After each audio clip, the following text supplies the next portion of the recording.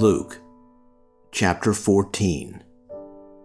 One Sabbath, when Jesus went to eat in the house of a prominent Pharisee, he was being carefully watched. There, in front of him, was a man suffering from abnormal swelling of his body. Jesus asked the Pharisees and experts in the law, "Is it lawful to heal on the Sabbath or not?" But they remained silent.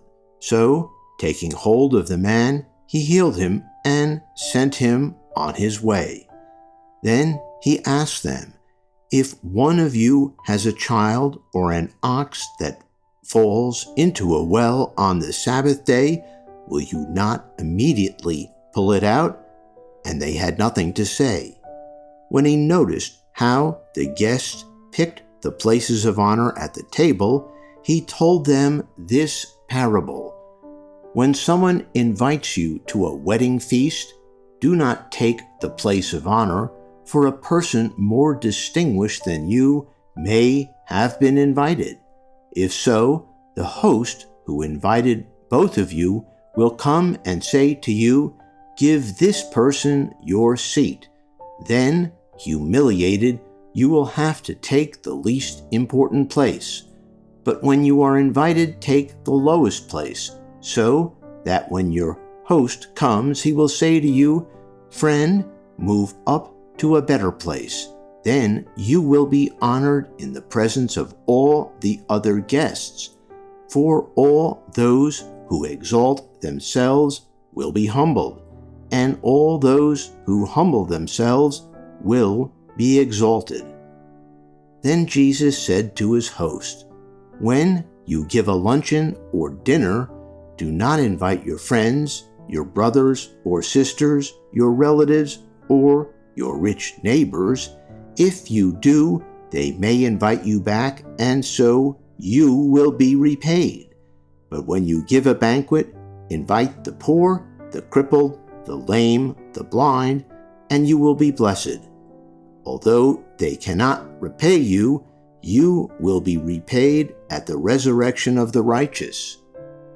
When one of those at the table with him heard this, he said to Jesus, "Blessed is the one who will eat at the feast in the kingdom of God." Jesus replied, "A certain man was preparing a great banquet and invited many guests. At the time of the banquet, he sent his servant to tell those who had been invited, 'Come, for everything is now ready.' But they all alike began to make excuses. The first said, 'I have just bought a field, and I must go and see it. Please excuse me.' Another said, 'I have just bought 5 yoke of oxen, and I'm on my way to try them out. Please excuse me.' Still another said, 'I just got married, so I can't come.' The servant came back and reported this to his master.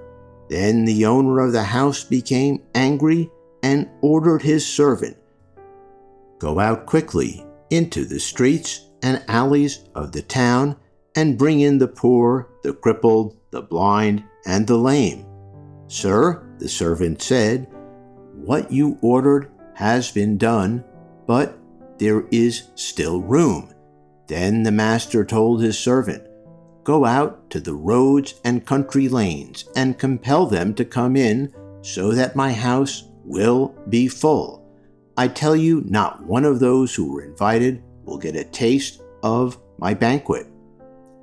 Large crowds were traveling with Jesus, and turning to them, he said, 'If anyone comes to me and does not hate father and mother, wife and children, brothers and sisters, yes, even their own life, such a person cannot be my disciple.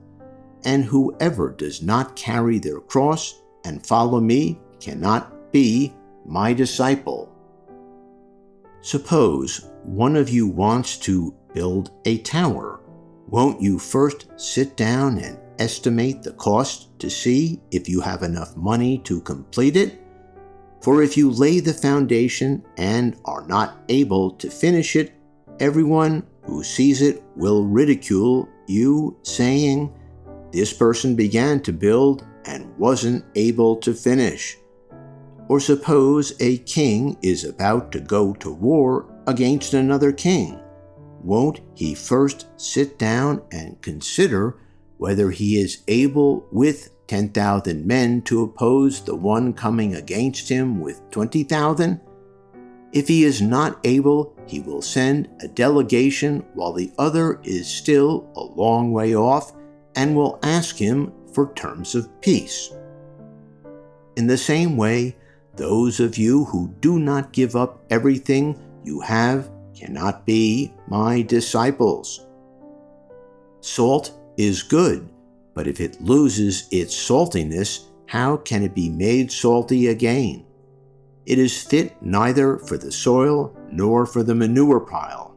It is thrown out. Whoever has ears to hear, let them hear.